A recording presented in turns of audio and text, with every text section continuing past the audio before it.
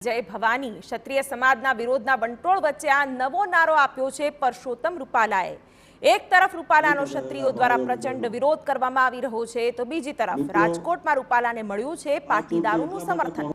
રાજકોટમાં રૂપાલાને સમર્થન આપવા પાટીદાર સમાજે મહાસંમેલન યોજ્યું।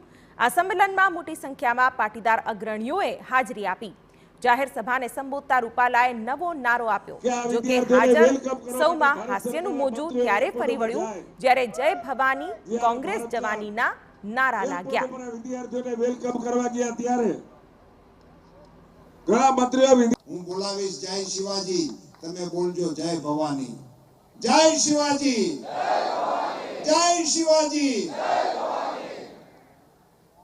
હું એક જગ્યાએ ભાષણ કરતો હતો કે સુધારો કર્યો કે તમે જય ભવાની કહો છો, તમે બોલશું કોંગ્રેસ જવાની।